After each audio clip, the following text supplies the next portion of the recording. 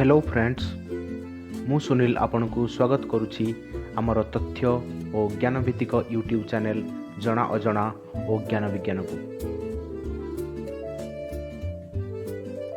आजिर अध्याय रे मु आपण को देश विदेशर किछि जना अजना रोचक तथ्य विषय रे जणैबी। यह एक मनोरंजन धर्मी तथ्य और ज्ञान भित्तिक यूट्यूब चैनल। सेथिपाई आपण को अनुरोध जे आपण एई अध्याय को आरंभरू शेष पर्यंत देखंतु, शिखंतु और अन्य मानकु जणांतु। तेबे चलंतु दर्शक बंधु, आउ डेरी न करी आरंभ करिबा आजिर विषय वस्तु। विश्व रे समुदाय 195 देश मध्यरु सबुठु छोट देशटी हेउछि भटिकान सिटी। हाँ दर्शक बंधु, भटिकान सिटी हेउछि सबुठु छोट देश। एहार आयतन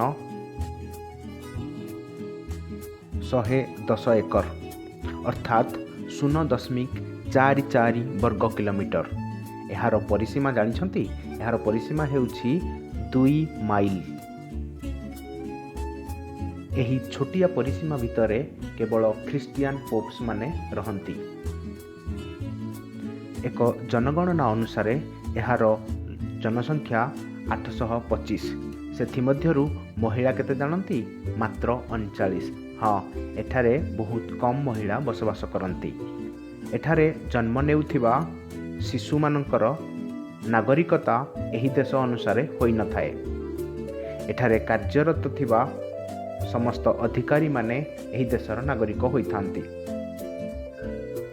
एही छोट देश को पोप शासन करती। पोपकर एक छोटिया आर्मी मध्य रही।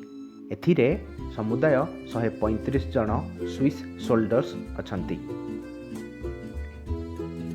एहार निजस्व पोस्ट ऑफिस, निजस्व पताका एवं निजस्व मुद्रा मध्य प्रचलित करिथाए। किंतु आउ गोटे कथा दर्शक बंधु, एही देश को भ्रमण करि आसुथिबा समस्त पर्यटक मानकर पासपोर्ट रे एही देशर स्टाम्प मरा जाय न थाए। एबे चलंतु देखिबा दर्शक बंधु विश्वर बृहत्तम देश रशिया। रशियार समुदाय आयतन 170,98,242 वर्ग किलोमीटर, जहाँकि विश्वर 11% भूमिर आयतन सहित समान। जदिओ यह भूमिर आयतन अनुसार बृहत्तम, पृथ्वीर केवल 2% लोक एठारे वास करिथांती। एही देशर अर्थनीति अन्य देशमानक तुलन रे बेस उन्नत। एहार कृषि, परिवहन, वैदेशिक व्यापार और विज्ञान और प्रजुक्ति विद्या बेस उन्नत। एथिपाई एही देश समृद्धशाली देश अटे। तेबे दर्शक बंधु, परवर्ती विस्मय देश हेउछि नेपाल। एहार विशेषत्व हेउछि जे एहाकु केबे भी कौनसी देश पराधीन करिनाहांती। एही देश प्रथमरु स्वाधीन देश। भारत और विशाल चीन देश मध्य सीमाबद्ध होइथिबा एही देश नेपाल एहार उच्चतम शृंग मानक जोगु बेस जनाशुना। पृथ्वीर 10टी उच्चतम शृंग मानक मध्यरु 8टी केवल एही देश रे ही अवस्थित। पहाड़ पर्वत घरा एही देश प्रचुर प्राकृतिक संबल रे परिपूर्ण।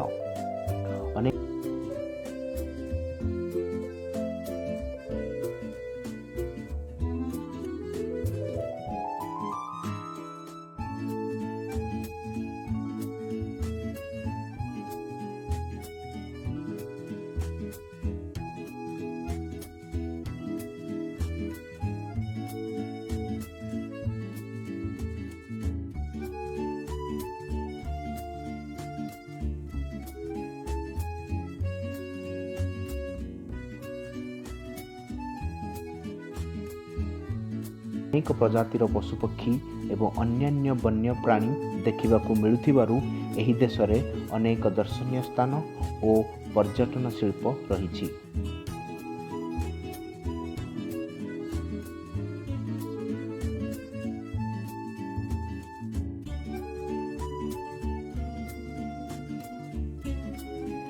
ଅଷ୍ଟ୍ରେଲିଆ ଅଷ୍ଟ୍ରେଲିଆ ବିଷୟରେ ତ ଶୁଣିଥିବେ ଦର୍ଶକ ବନ୍ଧୁ। ଏହି ଦେଶର ଲୋକମାନେ ଦୀର୍ଘଜୀବୀ, ଅର୍ଥାତ୍ ଅନେକ ଦିନ ବଞ୍ଚିବାରେ ଏହି ଦେଶର ନାଗରିକ ସବୁଠୁ ଆଗରେ। ଏହି ସଫଳତା ପଛରେ ଧୂମ୍ରପାନ ବର୍ଜନ ଓ ନିଶାମୁକ୍ତ ଅଭିଯାନ ଅଧିକ ଗୁରୁତ୍ୱ ବହନ କରେ। ଦୁର୍ନୀତିମୁକ୍ତ ହୋଇ ସର୍ବସାଧାରଣଙ୍କୁ ପ୍ରାଥମିକ ଚିକିତ୍ସା ପ୍ରଦାନ କରାଯାଇଥାଏ। ଏହି ଦେଶରେ ସ୍ୱଚ୍ଛ ପାନୀୟ ଜଳ, ବିଶୁଦ୍ଧ ବାୟୁ ଏବଂ ପ୍ରାକୃତିକ ପରିବେଶ ମଧ୍ୟ ଉପଲବ୍ଧ ହୋଇଥାଏ। ସେଥିପାଇଁ ଶିଶୁ ମୃତ୍ୟୁ ହାର ସର୍ବନିମ୍ନ, ପୁରୁଷମାନଙ୍କ ହାରାହାରି ବୟସ 80 ବର୍ଷ ଏବଂ ମହିଳାମାନଙ୍କର 84 ବର୍ଷ। ଦେଖିଲେ ତ, ଅଷ୍ଟ୍ରେଲିଆରେ ନାଗରିକମାନେ ସୁସ୍ଥ ଏବଂ ଦୀର୍ଘଜୀବୀ। ସିନେମା ଦେଖିବାକୁ କାହାର ବା ପସନ୍ଦ ନୁହେଁ, କିନ୍ତୁ ସିନେମା ଘର ଥିଲେ ତ? ହଁ ଦର୍ଶକ ବନ୍ଧୁ, ଭୁଟାନରେ ସିନେମା ଘର ନାହିଁ। 90 ଦଶକ ପରେ ଦେଶକୁ ଟେଲିଭିଜନ ଆସିଥିଲା। ଏହାପରେ ଧୀରେ ଧୀରେ ଲୋକମାନେ ପରଦାରେ ଚିତ୍ର ଏବଂ ଚଳଚ୍ଚିତ୍ର ଦେଖିବାର ସୁଯୋଗ ପାଇଥିଲେ। ହେଲେ ଆଜି ପର୍ଯ୍ୟନ୍ତ ବହୁ ବର୍ଷ ବିତି ଯାଇଥିଲେ ମଧ୍ୟ ଅନ୍ୟ ଦେଶ ଭଳି ଗୋଟିଏ ସୁନ୍ଦର ସିନେମା ଘର ଦେଖିବାକୁ ମିଳୁନାହିଁ। ହଁ, ଏକଥା ସତ ଯେ ଭୁଟାନ ଚଳଚ୍ଚିତ୍ର ନିର୍ମାଣ ଆଣି ଏବଂ ଏହାର ପ୍ରଦର୍ଶନ ଖୋଲା ଆକାଶ ତଳେ ହେଉଛି। ପ୍ରାକୃତିକ ସୌନ୍ଦର୍ଯ୍ୟ ଭରା ଏହି ଦେଶ ସଂସ୍କୃତି ଓ ପରମ୍ପରା ସହ ମଧ୍ୟ ବେଶ ଜଡ଼ିତ। କୃଷି, ପଶୁପାଳନ ଏବଂ ପର୍ଯ୍ୟଟନ ଶିଳ୍ପ ଏମାନଙ୍କର ଜୀବିକା।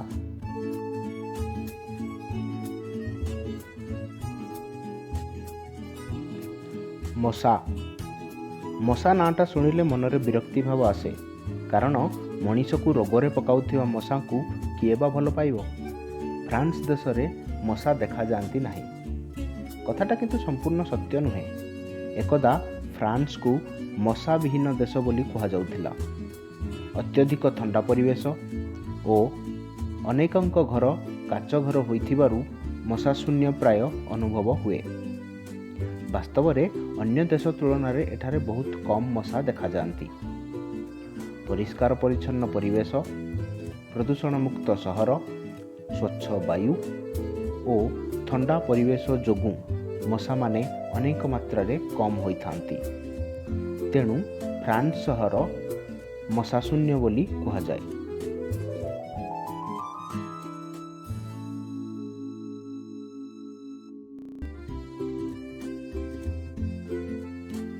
ତେବେ ଦର୍ଶକ ବନ୍ଧୁ, ଆଜିର ଅଧ୍ୟାୟକୁ ଏଇଠି ରଖୁଛି। ଆଉ ଏକ ନୂତନ ଅଧ୍ୟାୟରେ କିଛି ନୂଆ ଜଣା ଅଜଣା କଥା ନେଇ ଆସିବି। ସେ ପର୍ଯ୍ୟନ୍ତ ବିଦାୟ ଦିଅନ୍ତୁ। ଏହିପରି ନୂଆ ନୂଆ ଭିଡ଼ିଓ ପାଇଁ ଆମ ଚ୍ୟାନେଲକୁ ଲାଇକ୍ ଏବଂ ସବସ୍କ୍ରାଇବ୍ କରନ୍ତୁ। ନମସ୍କାର।